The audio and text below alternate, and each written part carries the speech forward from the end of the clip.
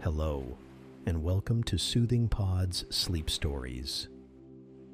I am Ben, and tonight we will embark on a fascinating journey where we will follow Selene, the Titan goddess of the moon, and her eternal love for the mortal shepherd, Endymion.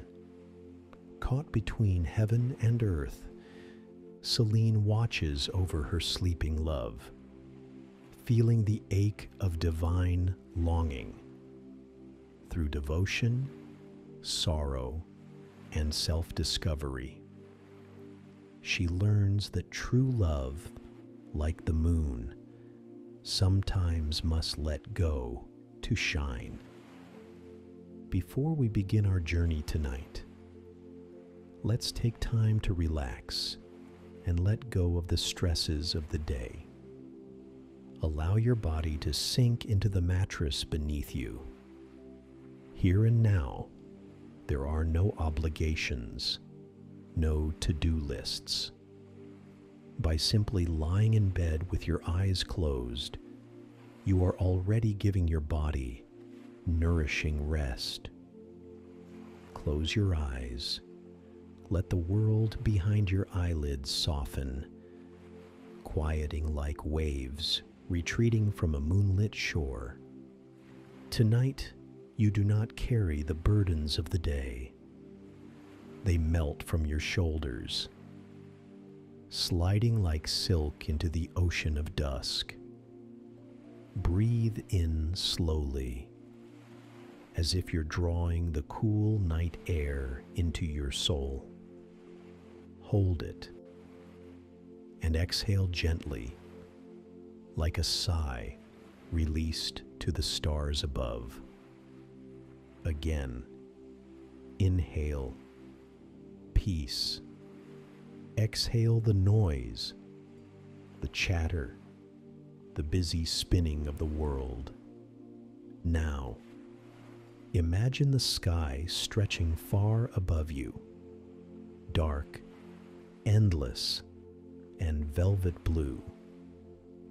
A breeze stirs the treetops, rustling like whispers from ancient stories. High above, the stars are blinking into life, one by one, like candles lit in a palace of night. And then she comes. Rising from the horizon is the moon, luminous, eternal.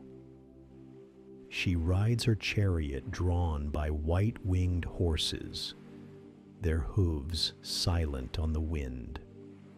Her robes trail behind her like streams of mist. Her eyes glow with knowing, tender, distant, and full of dreams.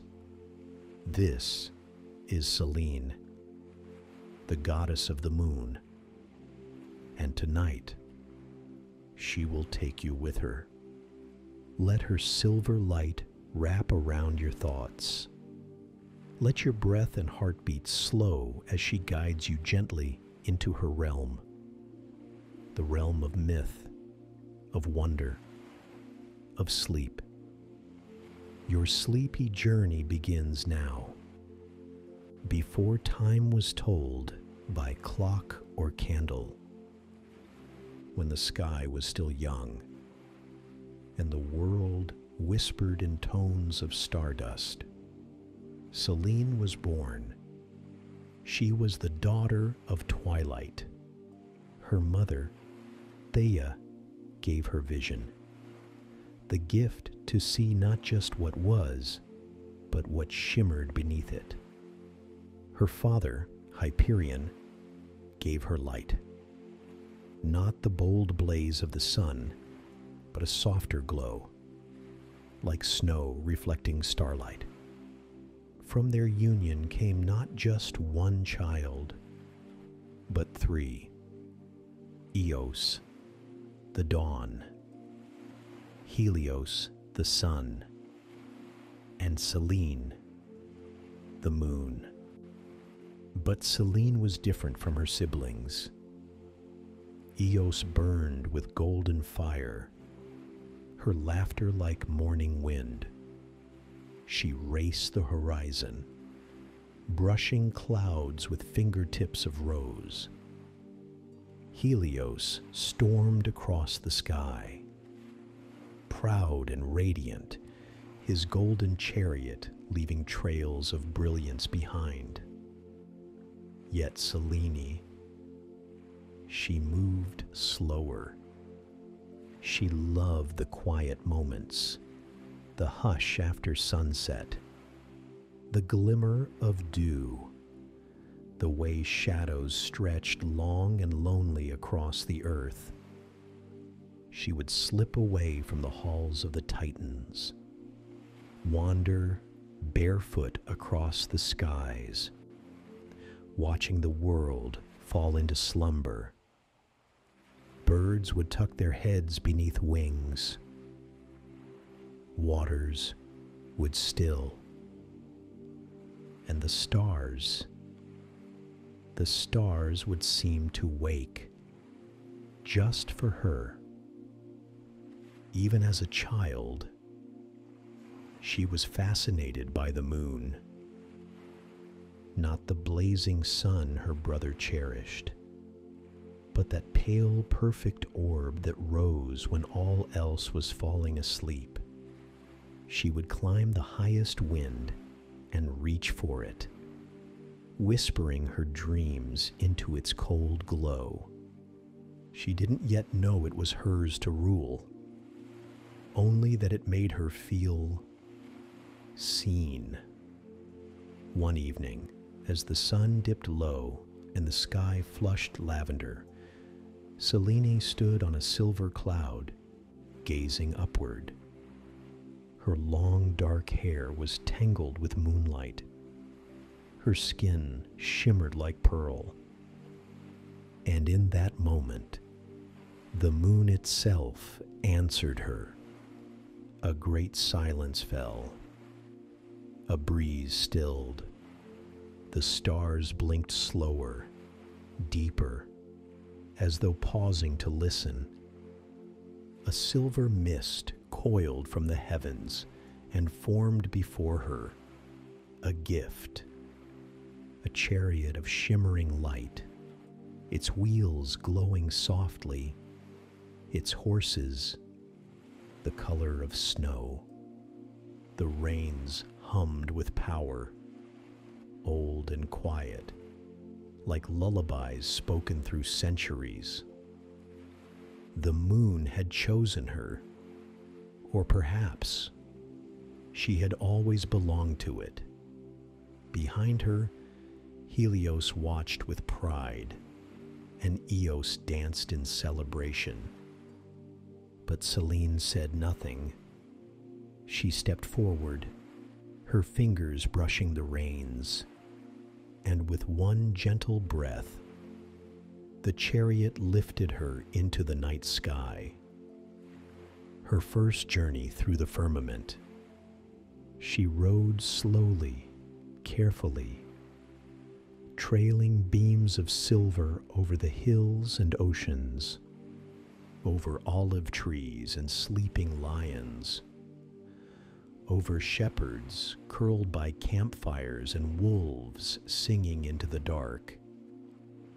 Wherever her light touched, dreams stirred awake, seeds of longing, hopes untold, the quiet magic of nighttime hearts. From that night forward, Selene was no longer just a Titan's daughter. She became the moon itself, its guardian, its whisperer, its queen. And as the world below shifted and changed, night after night, she would ride, tireless, gentle, alone, yet never forgotten. Each night, when the last blush of daylight faded behind the curve of the earth, Selene stepped into her chariot, of moon-forged silver. It waited for her among the clouds, resting on cushions of wind, its harness kissed with starlight. The two great horses, snow-white, wide-eyed and feather-winged, pawed the air softly, their breath like frost swirling in moonbeams. Selene would take her place slowly, never rushing, for the moon did not rise in haste. Her fingers, pale and graceful, gathered the reins with reverence. The sky knew her rhythm by heart. She was the song of the night, not a shout, but a hush, a sigh, a breath held between sleeping and waking. With a flick of her wrist, the chariot would rise. The wind bowed to her. The stars leaned in to listen, and the earth, far below, softened under her silver gaze. She rode high above mountains dusted with snow, over deserts where ancient stones glowed faintly with her light. Forests shimmered beneath her, the leaves reflecting her glow in 100 gentle hues. Cities and villages quieted in her presence. Lovers turned their faces skyward. Children curled under blankets. Wolves lifted their snouts to sing. Selene saw them all, not with the eyes of judgment, but of wonder. She had no throne, no temple to command, only the sky and its stories. And oh, how she listened to those stories. She saw a sailor lost at sea, clutching the mast and whispering prayers. She guided him home with a flicker of moonlight on the water's path.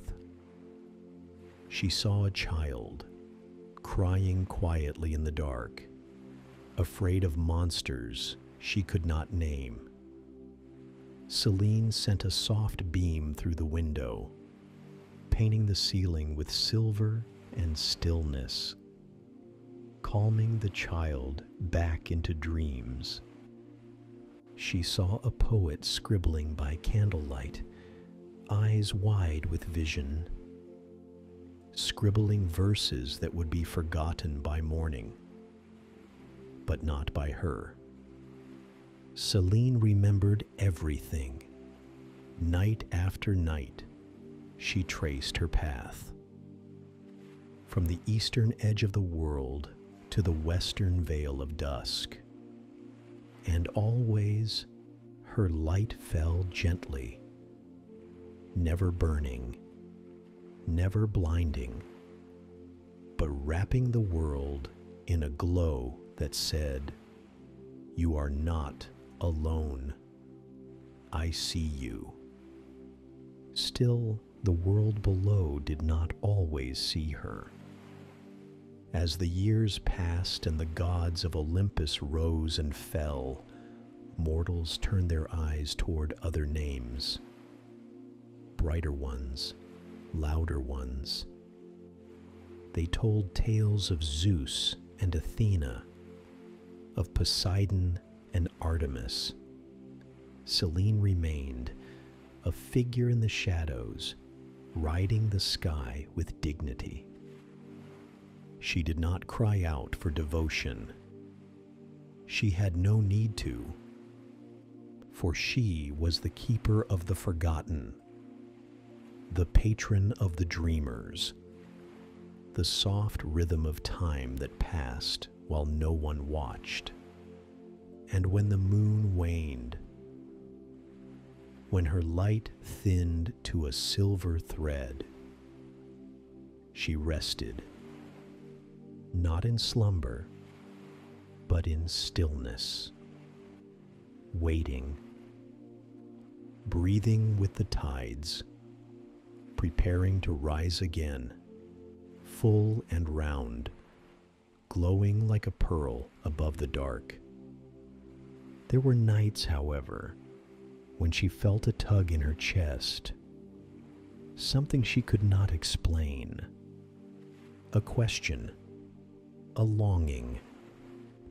She was goddess of the night sky. But what of the earth below? What of the lives that flickered and faded? Of the people who loved and wept and touched one another's hands? She had seen their faces. She had heard their hearts. But had she ever felt it herself? The thought echoed like a bell deep within her, soft but unshakable. And the sky, ancient and infinite, offered no answer. But soon she would find one, not among the stars, but in the eyes of a dreaming mortal. The stars had watched her for centuries, graceful and constant in her silver path. Yet something had begun to change. Selene no longer lingered among the higher skies as long as she once did. Her chariot dipped lower. Her gaze turned more often toward the hills and valleys of the earth. There was a place she returned to each night, a hidden valley cradled by mountains where time moved slower, where the moonlight fell thick and silent like snow. And there, beneath an ancient olive tree, slept a shepherd. His name was Endymion. He was no prince, no warrior, just a young man with rough hands and starlit eyes who tended his flock and spoke gently to the wind. He would lie in the grass and stare at the sky for hours, whispering stories to the moon, never knowing she listened. Selene saw him first from afar. He had fallen asleep with his arm curled beneath his head, his breath soft, his brow calm. The moonlight touched his face, and he did not stir. It was not the handsomeness of him that stirred her, though he was beautiful in a quiet, earthly way, but something deeper. He dreamed without fear. He slept with a heart wide open. Night after night, she found herself returning, floating silently above his resting place. She would slow the chariot, almost against her will, and gaze at him for hours. His hair curled softly at the nape of his neck. His lips sometimes moved in dreams. Once he smiled in his sleep, and it caught her breath in her chest. Selene, the goddess of night, the one who ruled tides, tamed shadows, and lit the world's dreams, had fallen in love. But gods are not meant to love mortals, not without consequence. Their lives burn too quickly. Their time is not the same. And yet, she could not turn away. One evening, her longing grew too heavy to bear. She descended from her chariot, letting her bare feet touch the earth for the first time in ages. The grass bent beneath her with reverence. Dew sparkled like diamonds around her ankles. Endymion slept on, unaware. She knelt beside him, her silver robe pooling around her like mist. Her hand hovered above his cheek, trembling with a tenderness she had never known.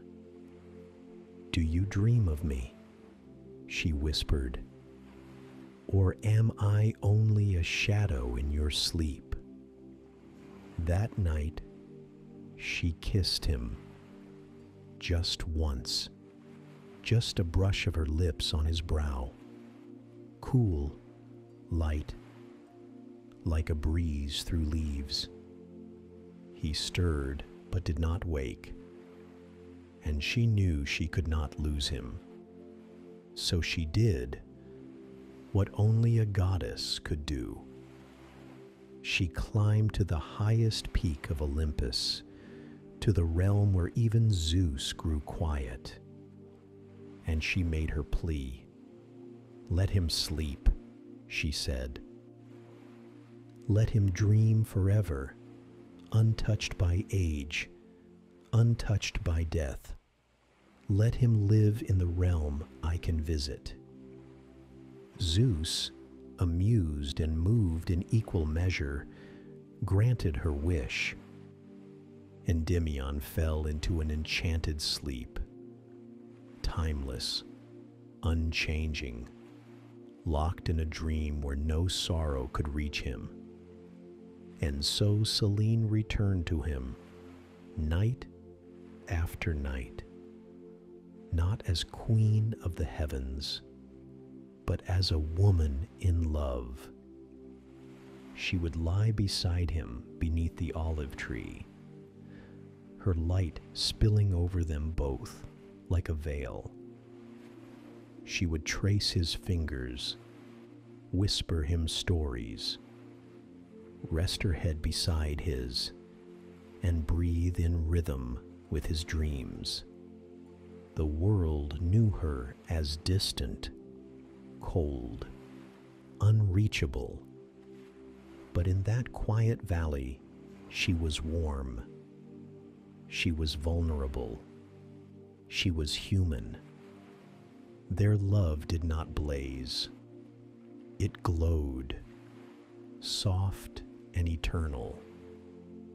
And though he never woke, she believed he heard her. She believed his soul stirred each time she touched him, that his dreams were made of her. It was a strange kind of love, a lonely kind, but it was hers. And for a goddess who ruled the night, it was enough. For many nights, hundreds, thousands, maybe more, Selene's silver chariot drifted low over the valley where Endymion lay in eternal slumber. Her once regal path through the heavens had become quieter, more intimate. No longer did she sweep across the world with her chariot raised high in splendor. Now, her light lingered, softer, fuller, resting gently over the hills, as though she wished to pause time. Mortals began to notice. They whispered of the moon staying longer in the sky, of dew that shimmered for hours after dawn, of dreams that felt more vivid, filled with silver fields and strange, beautiful women who kissed the edges of their thoughts and left stardust behind. But they didn't know her name. They didn't know of the goddess who lay beside a sleeping man, brushing her lips over his brow each night, whispering the same words like a prayer. "You are my dream, even while you sleep." Selene did not age, but something inside her shifted, something deeper than time. She had always loved the silence of the sky, the clean sweep of stars, the loneliness that wrapped around her like silk. But now, silence was no longer peaceful. It ached. It rang hollow after her voice stopped speaking to him. And each time she had to rise from the valley and return to her celestial course, something inside her stayed behind. One night, the ache became too much. The moon was high, fuller than it had been in centuries. Her chariot hovered above the sleeping earth, casting soft, rippling light across the seas. But Selene did not ride. She stood motionless among the clouds, barefoot and bare-shouldered, her hair unbound and trailing like ribbons of night. She looked down at the world she had lit for so long, and for the first time, her tears fell. Not mortal tears, not wet, earthly ones. These tears shimmered as they left her eyes, streaking down her cheeks in glowing rivulets, slipping from her jaw like drops of molten moonlight. As they fell from the sky, they hardened, crystallized, frozen fragments of sorrow and love. And when they touched the dark of space, they became stars, bright, endless, burning with the intensity of a goddess who had loved too deeply. That was the night mortals looked up and saw a new band of stars, an arc of sudden brightness across the black. They named it the Milky Way, but they did not know it was born of a goddess's grief, that each twinkle was a love letter too long kept silent. And down in the valley, Endymion slept on, unmoving, unaging. Selene returned to him, of course. She always did. She lay beside him once more, wrapping herself around the curve of his body like mist curling into stone. Her fingers traced his face again, though her hands trembled now. "I would give up the sky," she whispered, "if only you'd open your eyes, just once." But the spell was unbroken, and though she was a goddess, even she could not unweave what had been woven in magic and time. Still, she loved him, not for his beauty, not for his stillness, but for the warmth he'd left in her, for the strange, bright ache that reminded her she was more than moonlight and myth, that she was capable of longing, and perhaps even in dreams, so was he. Time moves differently for a goddess. Selene had watched empires rise and fall, cities turn to dust, and oceans reshape the shores they kissed. The sky above changed slowly, stars shifting by centuries, constellations fading and returning like old songs rediscovered. But in her heart, time moved like the moon, waxing, waning, never still. Each night, she glided across the heavens, her light flowing through forests, deserts, rooftops, and rivers. But her heart remained in that valley, with Endymion, always with him. And yet, not all nights were the same. Just as the moon changes her face, Selene's love passed through phases. On some nights, she was full, radiant, wide-hearted, brimming with hope. She would descend into the valley with joy, brush his cheek with her lips, and whisper dreams into his ears. She imagined he heard her then, that something stirred behind his closed lids, that maybe, just maybe, the spell would break. Her silver light would reflect in his eyes, and he would see her at last. Other nights, she waned. She could barely bring herself to land. The silence of his sleep stretched endlessly, a chasm she could not cross.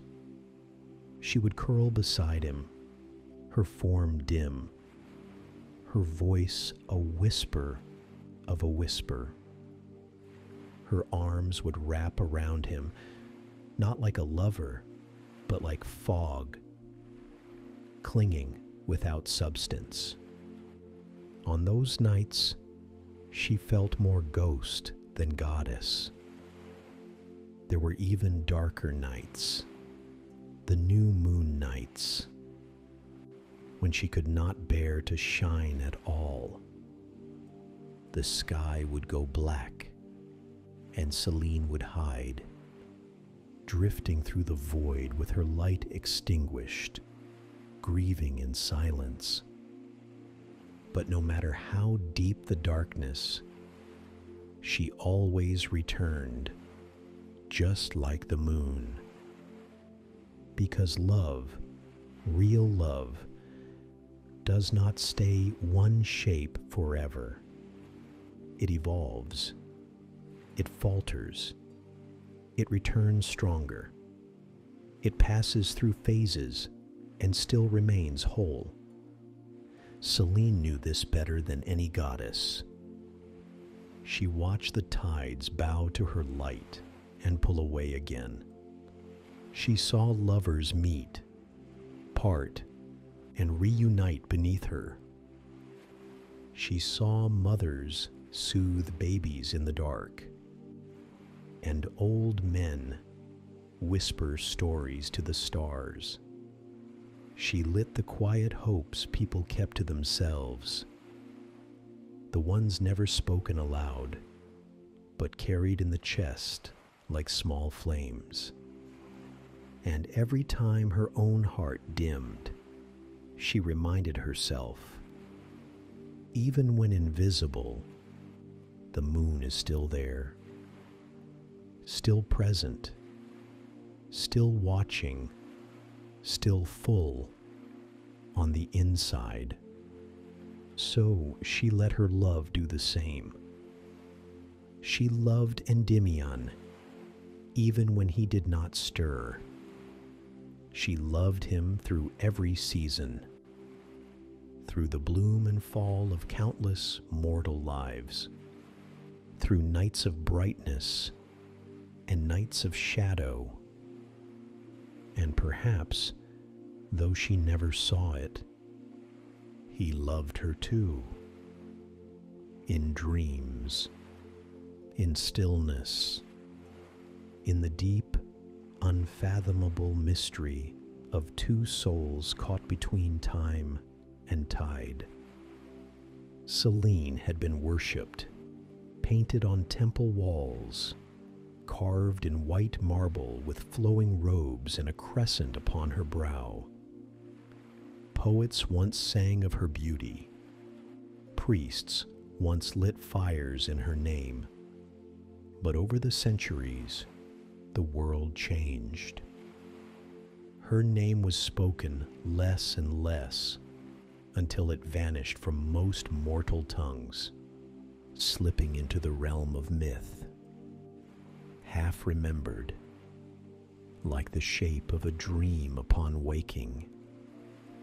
Yet she remained. She still crossed the sky. She still lit the oceans, kissed the treetops, stirred the tides, and she still returned night after night to her sleeping love. But something had begun to shift in her, slowly, like moonlight creeping over a windowsill.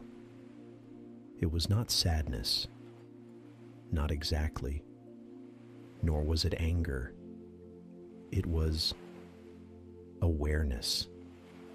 She had loved deeply. She had mourned silently. She had waited without demand, loyal as the stars. But was she more than her love? Who was Selene without her longing? Without Endymion? Without her path? She looked in the mirror of a mountain lake one night, and for the first time in centuries, truly saw herself. Her eyes were silver, not just glowing, but ancient, reflecting more than starlight. They held every quiet heartbreak the night had ever seen. Every promise whispered beneath her glow. Every lonely soul who had looked up and prayed for something more. She was more than her myth. She was not only the woman who wept stars, or the goddess who kissed a mortal's brow. She was the keeper of stillness, the guardian of dreams, the silent rhythm behind all that changed. She had seen the world before fire, before words, and she would remain. When the last candle on the last windowsill had burned out, immortal, not invulnerable, but eternal. And it was in that stillness, in that quiet reckoning, that she rose again, brighter, not because she'd stopped loving, but because she had remembered who she was. The moon shone fuller than it had in 1,000 years. Mortals stepped from their homes in the middle of the night just to look up at her. They gasped, they wept, they said her name without realizing why. Selene. She was no longer just the goddess who watched over one dreamer. She was the light for all dreamers. The breath between dusk and dawn. The steady rhythm beneath every heartbeat that dared to love. And somewhere below, in the hidden valley, Endymion stirred, his brow furrowed ever so slightly, his lips parted in sleep. And if the wind was quiet enough, you could almost hear him sigh her name. There is a veil between the worlds, not thick, not obvious, but fine as mist, woven of memory, time, and longing. Mortals pass beneath it every night, slipping into dreams. Gods pass over it, skimming its edge with divine breath. And Selene, the moon goddess, lived within it. She did not belong wholly to the heavens, nor to the earth. She was in between, between light and dark, motion and stillness, presence and myth. Hers was the path walked in silence, cloaked in silver, crowned with quiet. This veil shimmered each time she descended, not just the path to Endymion, but the veil itself, as if it remembered her, as if it too longed for what she carried. Love unbroken, love unspoken, love that did not demand to be seen, only kept. On one such night, the veil rippled with strange energy. The stars pulsed faintly as she passed. The clouds parted as if in reverence. Even her chariot, drawn by luminous white steeds, moved slower, sensing something in the air that could not be named. Selene stepped through the veil, barefoot, bare-hearted. In her arms she carried no offerings, no divine gifts, only herself, her soft light, her unchanging devotion. The valley was as it always had been, still, quiet, green with midnight. Endymion lay beneath the olive tree, his body untouched by time, curled slightly as though he dreamed of warmth. She knelt beside him, as she had for centuries, but this time she didn't speak. She simply listened to the silence, to the hum of the earth, to her own breath as it matched his, to the veil shifting faintly above, as if watching. And then something happened. Not loud, not sudden, but real. A single leaf fell from the olive tree, brushing the back of Endymion's hand.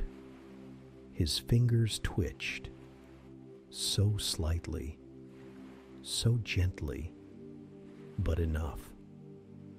Selene's breath caught. Her hands trembled.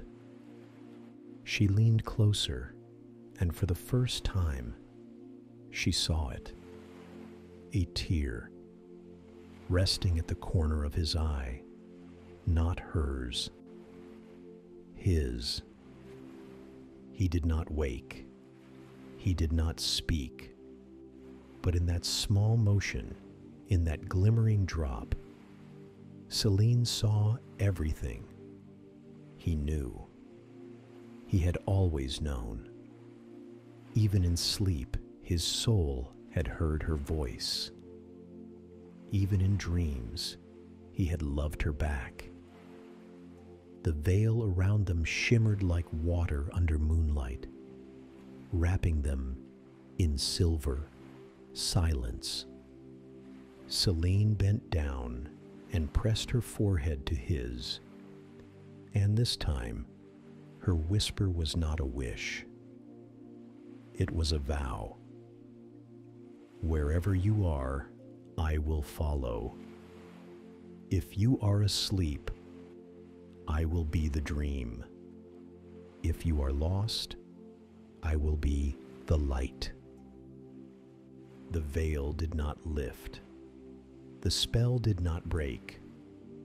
But something deeper shifted, not in time, but in truth. Their love was no longer bound by silence or sleep. It had passed into something sacred, eternal. And above them, the moon blazed brighter than it ever had.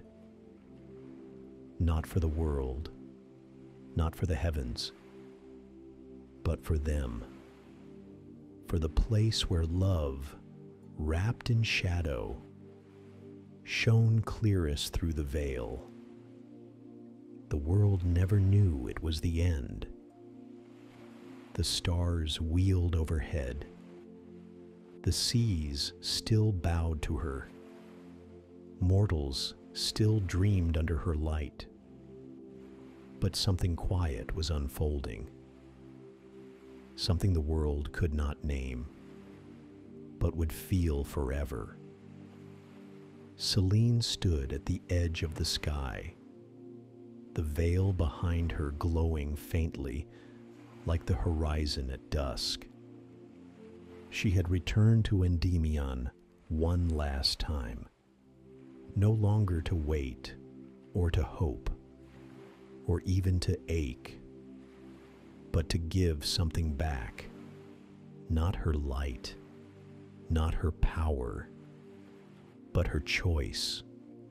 She had watched over the world for eternity, loved a man who never opened his eyes, and lit the way for generations of silent prayers. But now, the moon goddess faced a truth even she had never spoken aloud. She was tired, not weary in body. Goddesses did not age, but tired in soul, tired of loving in shadow, tired of silence. And she knew the spell that held Endymion in sleep had one weakness. It was her. Her love had preserved him. Her devotion had kept the spell unbroken. But love, when true, does not hold. It lets go. So Selene stood over him one final night, her silver robes trailing in the grass, her eyes alight with stardust and sorrow. She placed her hand over his heart. Sleep no more. She whispered, not for me, not for any god. Dream only if you wish it. Then, slowly, she pressed her lips to his forehead, and with that kiss, not a spell, not a plea, but a gift, she let him go. The wind shifted, the moon dimmed, not in sadness, but in release, a peaceful fading, like the last notes of a lullaby. Endymion did not wake, but the spell ended. His body remained still, and yet something changed. He aged in an instant, peacefully, like a man waking from a long, gentle dream, only to fall into another. His brow softened.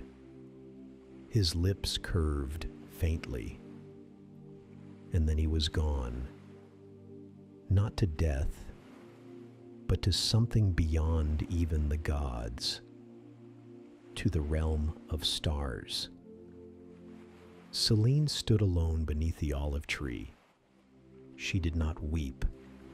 She only closed her eyes, placed her hand over her chest, and whispered a prayer, not to Olympus, not to Gaia, not to fate, but to herself. Let him be free. Let me be light again. And then she rose, not as a charioteer, not as a sorrowed goddess, but as the moon itself. Her form dissolved into silver mist, her soul ascending into the night sky, not to rule it, but to become it. Her light now lives in the rhythm of the tides, the hush of dreams, the shimmer that settles on lovers' cheeks in sleep. She did not vanish. She became everything. The quiet at dusk, the glow on calm water, the soft pull you feel when you look up at the moon and feel something stir in your heart. That is her, still watching, still loving, but free. And somewhere, far beyond the veil, Endymion dreams on, not asleep, but timeless, waiting perhaps for the one he knew in shadow, now made of stars. Now, as you drift to sleep, remember her silver chariot gliding across the heavens. Let her moonlight wrap around you like a silken thread, soft and cool. You are watched over by Selene, timeless, tender, and aglow. Rest now. The night belongs to her and to you. I hope you enjoyed tonight's journey, and it has brought you a night of peaceful, restful sleep. Please join me again tomorrow night for another sleep story. Until then, sweet dreams.